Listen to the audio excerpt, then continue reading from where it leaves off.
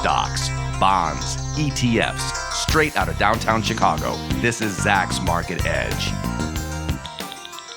Welcome to Zach's Market Edge, the podcast about investing in your life. I'm your host, Tracy Reinick, and this week I'm joined by Zach, Senior Equity Strategist and the editor of the Taser portfolio and the Healthcare Innovator portfolio, Kevin Cook, to discuss the hottest topic right now in investing to start 2020, and that's this hot stock market.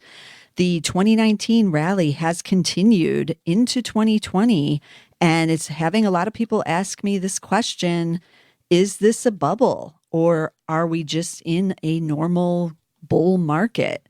So Kevin and I thought we would tackle this subject and try to look into what the psychology is and what investors are thinking right now, because a lot of these hot stocks are remaining pretty hot here. We're still seeing, Kevin, nearly every day, like it seems like a new group of the growth stocks hits new highs. I see like new lists of, Tesla's at a high one day, and then Facebook is now the next, and then just recently, Alphabet was hitting a new high, Chipotle.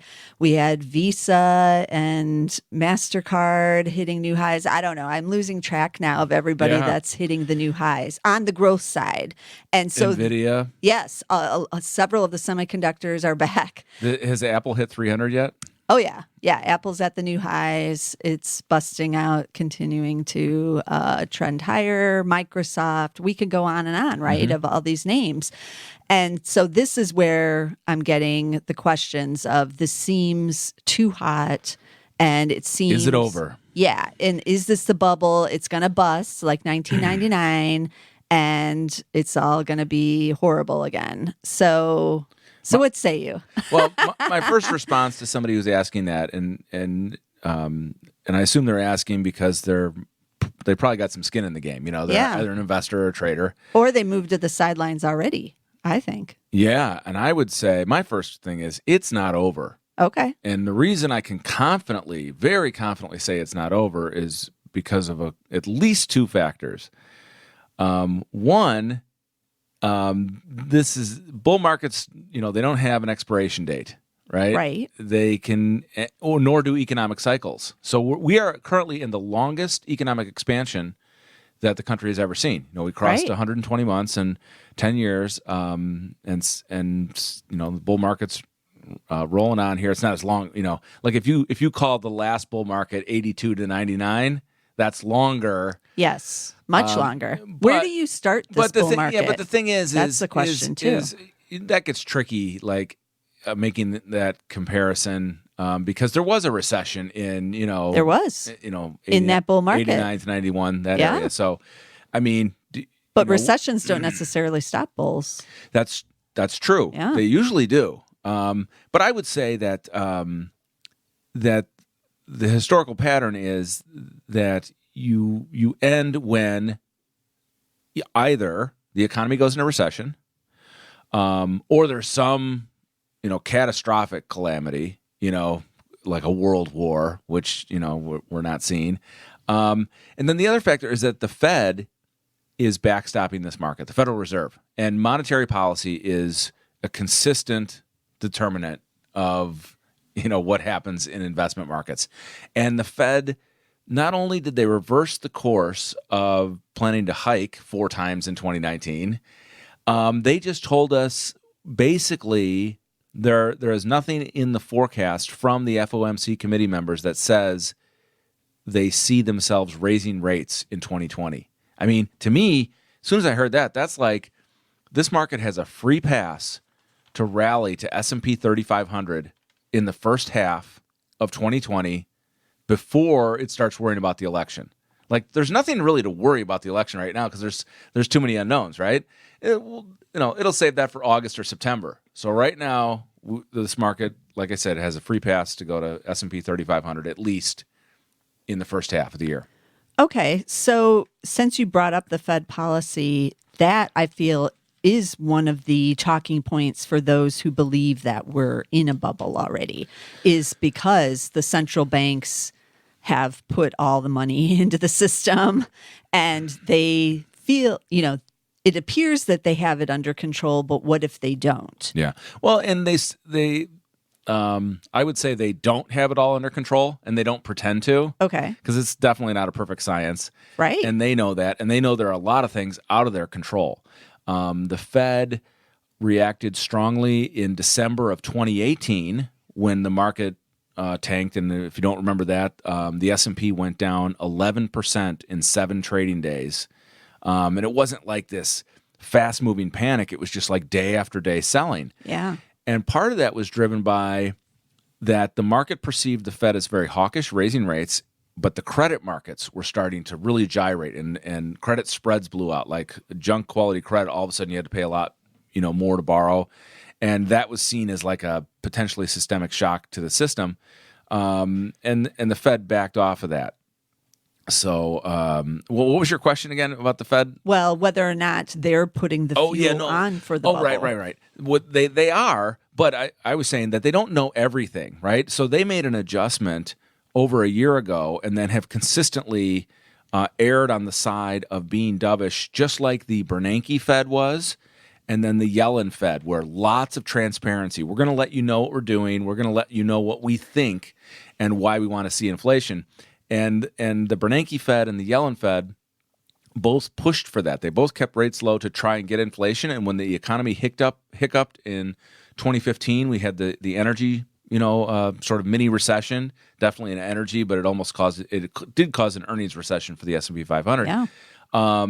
The Fed backed off again and eased more and started buying more bonds again, doing the quantitative easing.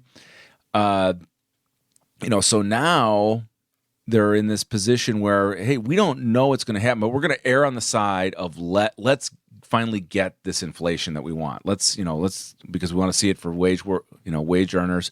And this is very typical of the later stage, the late cycle bull market where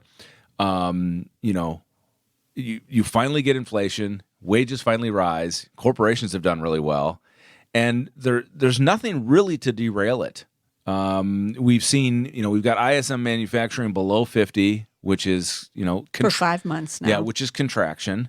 But then we have to remember it's 15% of the economy. Not even anymore. Yeah, well, it's like 10 now. It depends when you look at the linkages. When you really look at all the linkages, I could just call it 15%. But yeah, and then ISM services is back up to 55 today. Yeah, so that's a good number. Is the Fed? I mean, that's the other thing is that not only did the Fed say they're on hold, but they're on hold until they see the whites of the eyes of inflation, right? And so and that's asset inflation. So that goes into stocks, that could go into housing, that could go into a lot of things. Right.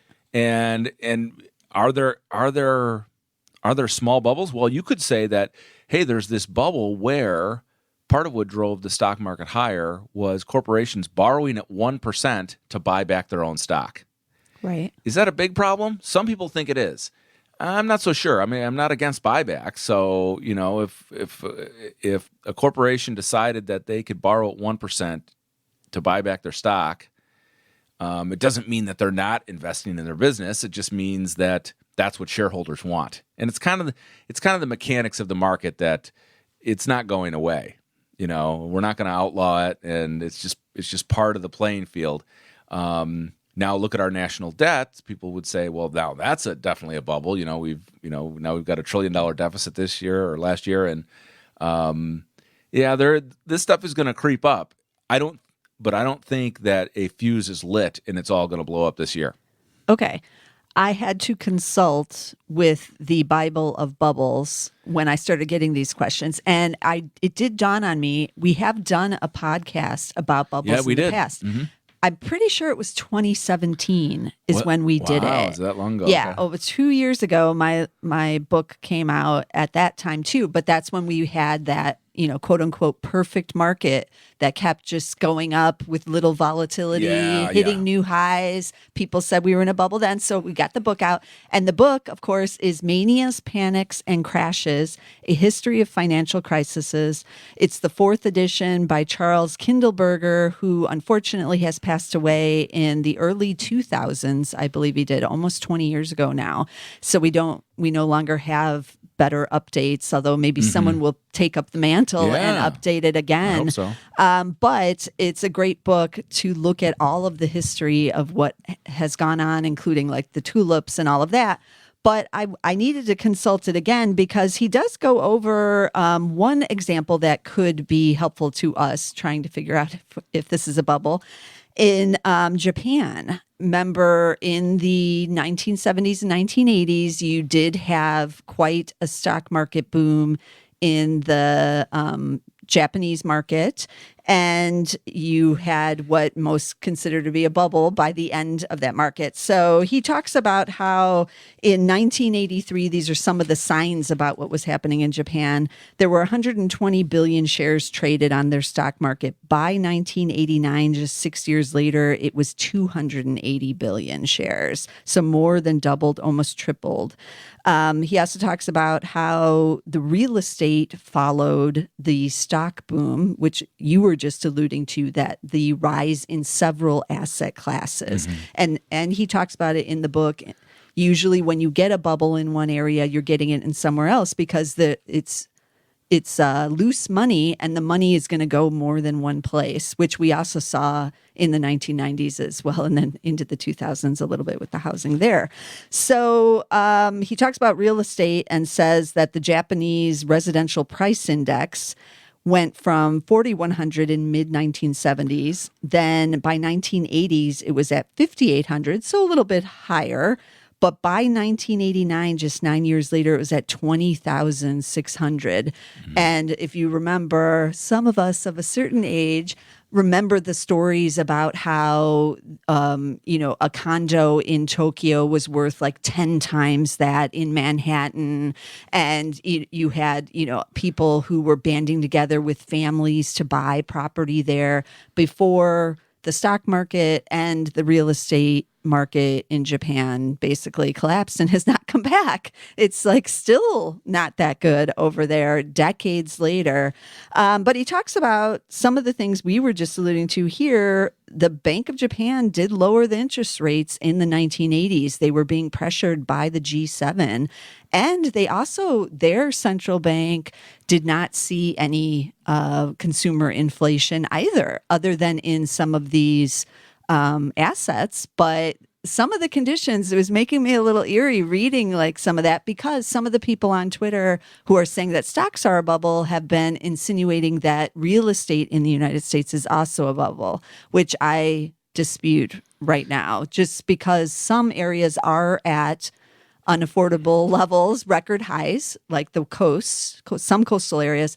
But we're actually seeing prices falling in New York. Yeah. Manhattan, I just saw a Bloomberg article that said 6 years of new condos are available. Like in Manhattan, that's how long it will take to sell all of them.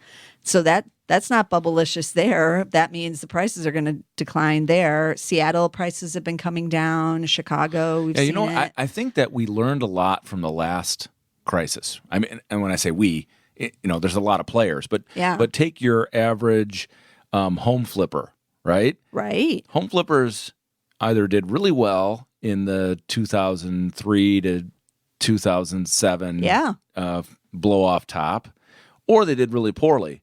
But both groups learned something, right?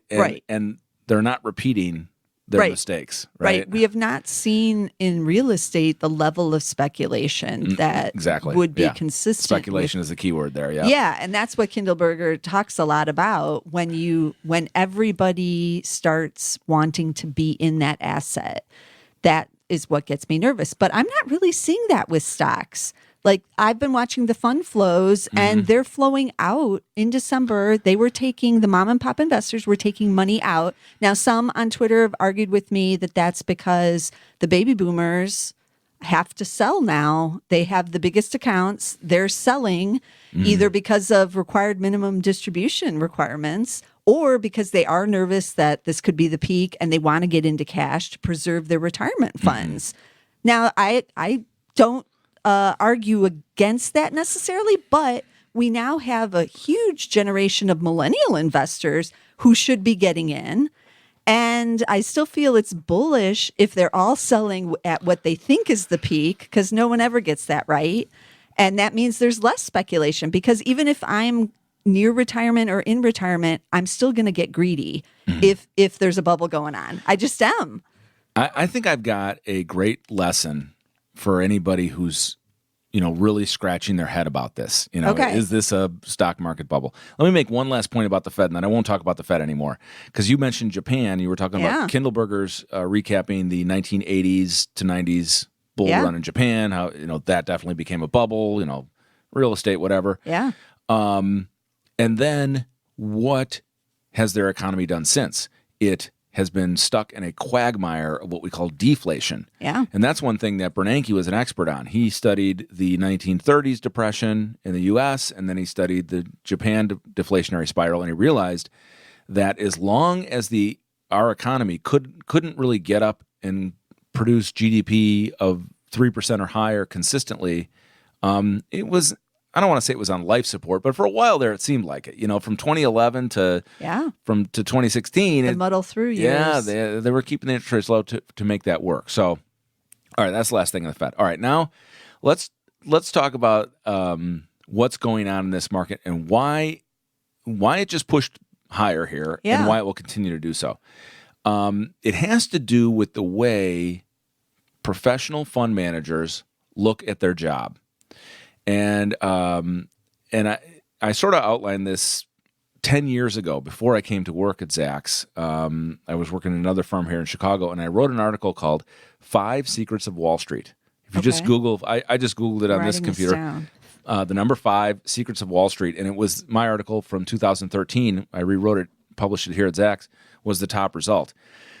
And my number one secret is they have to buy. And what that means is that if you are a fund manager, whether you work at Fidelity or you're just managing $500 million and you have some charter and you're a registered investment advisor, your job is to buy stocks, especially if that's what your charter says. If I don't go short, I don't buy bonds for you, I just pick stocks, then that's your job. And money's coming in. What do you have to do with that money? You have to go out and buy stocks, no matter what's going on. And you're going to worry about when's the next recession, when's the next correction. But the corrections are actually big opportunities for those people because it's like, oh man, now I can get in these stocks. All right, so I'm going to tell you something that so that's the number one secret of Wall Street, and that will last forever, I think. I mean, it's not going away. It's now let me tell you something shorter term that just happened in the market. What was the big worry last year in 2019? What was the worry of all worries that we're constantly talking about every day? The trade war, right? Right. It was, I almost forgot. This news headline, that news headline. And all year I said, you know what? No matter, we're not going to get a trade deal done because China is kind of in the driver's seat here. And they've got a much longer term view. They're looking out 10 years, and they're not just going to surrender on the intellectual property issues. So this going back and forth, China will go back and forth, but they're not in a hurry to deal. And we finally started to get some real evidence of that. And I'm looking back at my I run a short-term trading portfolio here called Taser, and I'm looking back at my commentary from October when we started to get all this evidence. And on October 1st, I titled a piece, "What is China's urgent incentive to deal?" And the answer was they have no urgent incentive to deal. And then a few days later, let's see, I wrote a piece. Let's see if I can find it They did need, however, pork and a few other things. Yeah, a few things, which they could figure out. Which they just got then in this phase 1 deal. On October 7th, I wrote, China just moved the goalposts. And what I meant is the vice premier who was supposed to lead negotiations for China, he told dignitaries that his offer to the U.S. will not include commitments on reforming Chinese industrial policy or government subsidies. And this was according to Bloomberg, which basically is like, we're not going to do the IP stuff now. You're not going to get into our government and our policy. It's just not going to happen. And then, so I said China moved the goalposts there. And then on the very next day, I said the trade peace, which is what I called, the end of the trade war, a trade deal is trade peace. I said that probability just dropped from 25% down to 10%. And the news there, I think, was that I think it was the the Chinese delegation was here, and then they turned around and went home. Right. And it was also the human rights thing. We found out about this Muslim population in northern China. Well, we didn't find out about it. We knew about it, but the White House was actually going to take a stand on it, which I thought was very admirable, that we should take a stand on that refugee population. But they haven't. The U.S. said we would, and to me that was going to be another non-starter because because even though the U.S. should take a stand on that, but isn't all of this? It's all a non-starter now, isn't it? Yeah, exactly. That's what I'm saying. So here's what happened to me with all this confirmed that the trade war was never going to result in trade peace in October. The market had just told you in August, the S&P went down to 2850. We had a nice little correction down to S&P 2850, and then the market just soared again and almost got it back up to S&P 3000, right? And the investors were telling you, we don't care about the trade war. Right. Our job is to buy stocks, and we're buying stocks looking out 2, 3, 4 years because we see no recession and the Fed is on our side. That's how professional investors think. So then in October, we come back down and sort of test that 2850 level, and I didn't follow my game plan. My game plan was to be buying stocks like NVIDIA, Apple, and Microsoft, and I didn't do it. And those stocks are all higher. And the reason they're higher is because the professional investors did their job, most of them, right? But a lot of people would argue, well, when they talk about a bubble market, a lot of them would argue maybe that it's a bubble in only these growth stock names. And so why are they only pouring back into those names? Well, first of all, I mean, that's all they can do. They can't go buy the small caps, right? But there's big cap value, and they're not diving into that. For the most part. That's a good point. And maybe it's a bit of we want to have the best names. Is everybody chasing though? Is everybody following the herd? For sure. I'm not going to buy Apple at 300 right here. I'm not going to buy Microsoft at 160. Who is? I'm not going to buy NVIDIA but at people 240. are. That's the crazy thing. Well, some people are, sure. Yeah. And you know what? An investor who has a 5-year horizon, and I mean, let's say you got a guy like Ron Barron who manages 5 to 10 billion, and he's a big Tesla bull. He always said Tesla was going to go to 1,000. He's finally getting his due, but he might be nibbling on NVIDIA and Microsoft and Apple because he's got a 5-year view. He's got investors that trust him to look out for the long term. He's not worried about the trade. He's like, and especially if you were already accumulating NVIDIA at 150 when you could, or Microsoft at 110, which I said I was going to buy and didn't. And then these not only did the whole market start creeping up in November, December, just like it wasn't like a Q4 ramp up rally that you could just jump on board the momentum. It was just up a little bit every day, up 0.5%, right. And it sort of got away from investors. Right. And now the professional investors whose job it is to buy stocks, right. who didn't, guess where they're stuck. So they're buying too. They're the ones who didn't buy and held on to 20 or 30% cash, and closed 2019 with not enough growth stocks in their portfolio. They're the ones forced to be buying now too. Well, and on that note, I did take a look at what the valuations are on some of the hotter growth stock names. So Facebook, among the cheaper ones, trading at 23 times now. Apple is at 22 times. That's its high in a long time. I want to say almost a decade. Is that forward? These Wow. are all forward. Wow. Netflix is at 61. That's actually a little cheap for the Netflix. Google /Alphabet is at 25. Amazon is at 72. That's also a little cheap for where Amazon has been in the past.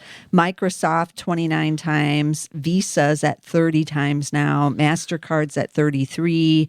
Shake Shack, one of the popular restaurant growth names, 101 times. Chipotle with its new menu and good fundamentals, but 48 times. Lululemon, one of the top retailers, 48 times. So if you're these money managers who have to buy stocks, as you said, they're buying very expensive levels, really, realistically. So where does that leave us? Is that bubble behavior. Is that like a nifty 50 2.0? I mean, it's not 1999 all over again, Well, right? no, not yet. But could this lead to, as more money chases these high names? I don't know. That's the question I keep getting asked. Like, and when you see a pullback in these names, how bad is that pullback going to be? Does anyone foresee, a 10% correction in some of these after this I run? don't. So Okay. I did a thing this week, or last week rather, when I said, okay, the market is overbought. And one of my measures of overbought is how far away an index is from its 50-day moving average. Because what that tells you about is momentum. So when the 50-day moving average is almost going at a 45-degree angle, and so is price, and then the index gets over 5% above that 50-day moving average, the market is getting overextended. We saw this in January of 2018. The NASDAQ can go to 7% over, but when the S&P gets to 5% over, it's, so the market either has to go sideways to work that off, or it has to correct. Now, my call was for a 3 to 6% pullback, which would take us down to like S&P 3050. And there's a lot of levels between 3150 and 3050 that I would begin to buy. I wouldn't just wait for the S&P to go down to S&P 3000 because it may not. So I'd be buying on the way down. I'd be buying some stocks. I'd be buying some ETFs. And I said, worst case scenario, we see a 7 to 9% correction if like Middle East conflict heats up, right? Okay. And that takes you down to through S&P 3000 to S&P 2950, where S&P 2950, those were the old peaks. There'll be a lot of support there. But the thing is for fund managers who are already underexposed to stocks, they'll be buying. I mean, look what happened. We had a little bit of flare up with the Iran situation. The market dips in the morning, and they've already bought it up. Yeah, and it was like nothing happened. And that's what, even if we get a scare, let's say there's some event, some sort of little shock we didn't expect. It could be military action. It could be a negative development on the trade front. It could be we got earnings season coming up. Yeah. We could get an earnings warning. I mean, you got semiconductors who totally had their cycle trough and have made new highs, even though the earnings haven't recovered. Right. So we've talked about that before. But let's say we get some kind of shock. You could have a 2 to 3% couple of days down, and then that's going to create more selling. But you're going to see fund managers buying stocks under, anywhere near S&P 3100. So, and like we haven't had a true dip yet. So yeah, we're due for this market to work off being overbought. And I would love for it to go to S&P 3000. It means because people will be selling, taking profits and getting out of stuff that they bought. They just bought, like we said, they bought Apple at 300, they bought Microsoft at 160, and they bought NVIDIA at 240. And now they gotta sell because they're down 10%. That'll be a great place to buy again because I still think we rally throughout the first half. Okay, so you believe in buying the dips? Oh, totally, for sure. Totally. Okay, until that strategy still works until summer. Yeah, until July, August, and the election takes center stage. Yeah. Okay. Is there any area where you're looking to buy now before we get some kind of pullback? Okay, so I'm just looking at Apple. I wanted to check you on that 22 times forward because I didn't believe it. I mean, I believe, but I mean, that's what our site says, but that's sort of a blend because their fiscal year, So if we look out to, so Apple's fiscal year ends in September of this year. That's right. But if you look out to 2021, the consensus is $15. But that is 20 times. I mean, it's not cheap. No, not at all. And so they've really run Apple up because it's safe, it's predictable. Right. You get a dividend. Yeah. What about that analyst rumor news? I guess it's not really news, but analyst prediction that Alphabet may join the dividend side soon. Oh, I mean, it hit new highs on the news. Is that like they're retiring and hanging up their cleats from being a growth stock? Well, right. That's what it means, right? Normally. But I mean, here you have Microsoft, who's been paying a dividend for well over a decade, and it's looking pretty growthy here suddenly. if it doesn't hurt them, maybe it doesn't hurt anybody else. I mean, in terms of technology, it's like these are the safe bets that that these companies, well, they're cash machines. They can innovate. They don't have to go buy anybody because they'd rather take $2 billion and build something in-house than go out and spend $10 billion to buy a company. So, and they're not trading at 10 to 15 times sales, which all the software stocks are. So that's why Apple and Microsoft have sort of they're magnets for capital because of that profile. Are you still on the sidelines with the software? No, I'm not on the sidelines. I own. In fact, I was looking yesterday. I felt a little full to the gills again. Okay. But software is making new highs. The IGV, which is the ETF that tracks, and of course, Microsoft, Salesforce, and Adobe will be some of the heavy weights there, making new highs today. Okay. So, but I still own a lot of software. And those got a little bubblicious there for a little while. It's like, and I'm trying to pick the mid caps that I think can, basically double, go from $5 billion to a $10 billion company. But, a lot of them are trading at 10 to 15 times sales. So it gets tricky. I actually got back into Square today. Okay. It was so funny. I was gonna ask you the other day. Danny's nodding. I've been telling you that I wanted to buy Square, and the other day I didn't do this, but I was going to lean over and go, Tracy, please talk me out of buying Square because the chart and the price action looked like crap. But I was thinking somebody's going to upgrade them, and we're going to finally break out of this lull and get back into the 70s. And today, Bank of America Merrill Lynch upgraded them to a buy, only a $75 price target. Okay. And I'm just going to do it for a quick trade. Yeah. But I mean, I've liked the company because I liked the ecosystem model, and I thought they could capture all these small businesses in their ecosystem the same way that Apple does in that. But I guess there's so much competition. In the age of software, people can just new companies can just copy what Square does to, provide services for small business. And, it's the SaaS world. So maybe Square wins, maybe they don't. But, yeah, you talked about valuations like MasterCard and Visa. Those aren't cheap. No. And Square is only trading. Not just tech. Square is only trading at 5 times sales, and it's growing at 20%. So to me, that kind of made it it's not value, but it's still growth. Yeah. Okay. Speaking of, trying to pick the individual winners, if you feel like that is too difficult to do, other than these big cap names I just listed, because everybody's diving into those and those seem to, still be working. Mm-hmm. But if you feel like you just can't do it to pick the winners like you just did with, or you're trying to with Square, that kind of thing, should they just be buying one of the ETFs, like even the general XLK, the tech ETF, that's at new highs. But again, as you and I both know, when we have friends or family ask us what to do, we the first thing we think of is, what is your time frame? Right, right. What is this money for? Is this 5-year money? Is this 20-year money? If it's 5 to 10-year money, yes, you can buy ETFs now. If you need this money in a year, don't buy the market here, because then you're going to have all this anxiety when it goes down. When you're if there is a 10% correction, and you're going to feel like, wow, I'm losing money. But long term, everybody wants to predict the next recession, and who knows? This cycle could wow us all, really. Yeah, that ISM for services wasn't showing any recession in there at 55. Yeah. No. And maybe maybe we're in this time because of the way we're in this slow growth, right? And Kevin Matris, our executive vice president here, one of the things he pointed out well over 5 years ago was that he didn't use the word Goldilocks. He just where it's like not too hot, not too cold.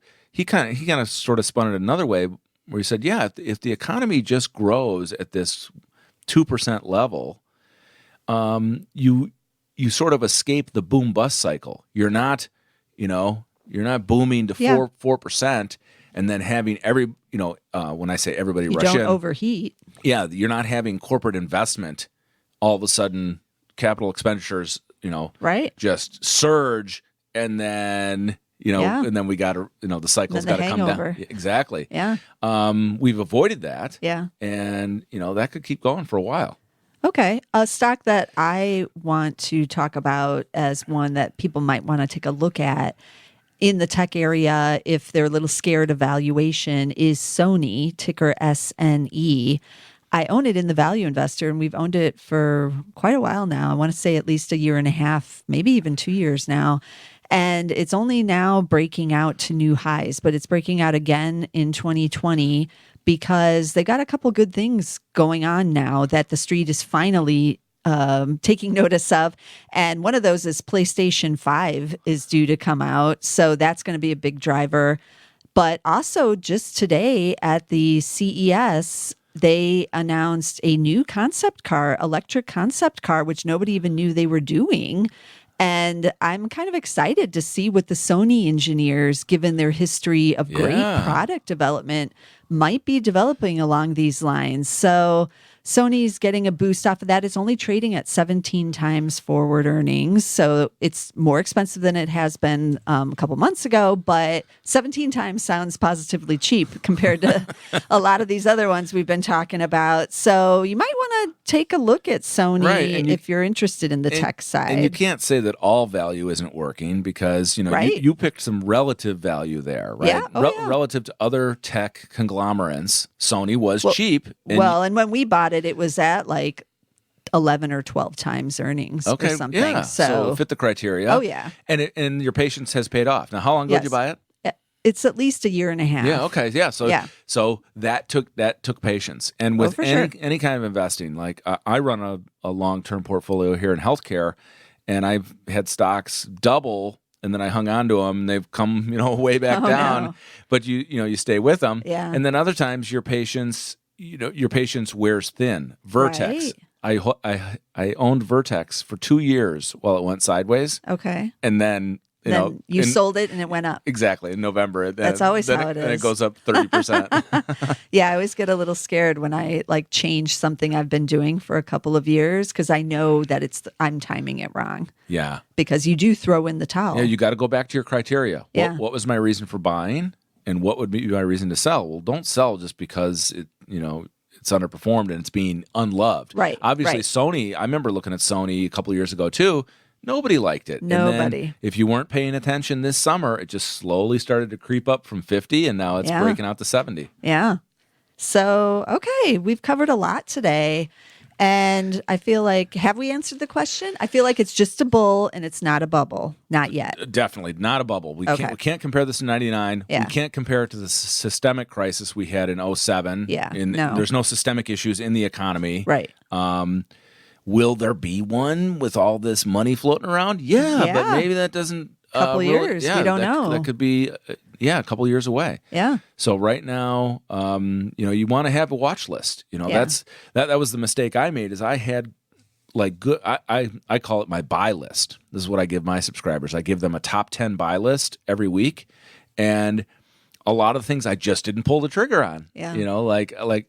It's a trading portfolio, so I don't have to be in Apple or Microsoft, whereas big fund managers do. Right. But I really wanted to be in NVIDIA, and I got another chance in October to buy at 150, and I totally blinked. And so that's the kind of things you got to think. What are you trying to accomplish, and what's on your buy list? What are your rules, and where are you going? Yeah, and then have the conviction. Exactly. Yeah, you got to follow through on the plan and then stick with it. Yeah. Okay. So hopefully I won't have to get out the Kindleberger book again for another 2 years. Let's hope that's what happens. Right. We're doing every 2 years here. I do not want to see that book for 2 years. And let's recap some of the stocks we talked about. Okay, so there was Sony, SNE. We talked about Square, SQ, NVIDIA, NVDA. If you want to own just the whole ETF, you can do the tech ETF XLK. And then you mentioned another tech ETF, right? IGV. Just for software. Oh, that's just the software side. Okay, but some people might want to just get in on that more niche area. Yeah, and the QQQs, I mean, you get a broader mix because you're getting all the tech, you're getting some retail like LULU, and you also get some industrials like Fastenal. So just that's we talk about advising our friends and family. Like when I advised my son when he first started putting money away, and then some other people, I'm like, God, if this is money you don't want to see for 10 years and you want to let it grow, yeah, you're buying stocks. Yeah.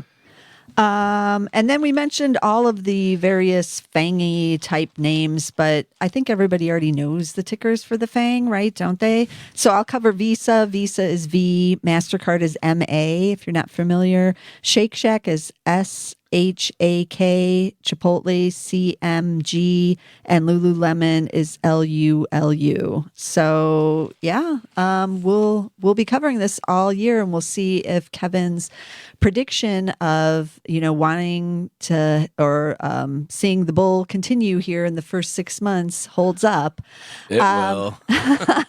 I hope so, because it's fun, right? Bulls are fun. But you want to subscribe to all of our podcasts so you don't miss a single episode. I know a lot of people have been looking around for investing podcasts here to start in 2020. Well, we're here, and we have over 4 years of old episodes. If you subscribe, you'll get the new ones that are coming in. But you want to check out all of our huge catalog. You can even find the 2017 episode where we first talk about Kindleberger's book. Yeah, if you go to Zacks.com/podcasts. Yeah, you can find them there. You can see the shows, and then if you click on an individual show like Tracy's Market Edge, you will be taken to an archive page, and then you can scroll through the titles. Yeah, and see what catches your eye, because we're not just talking about a trade for that week or an investment for that year. We're talking about long duration, long tail themes that will be true in this bull market and the next one. Yeah, and you might want to check out some of those episodes that Kevin and I have done on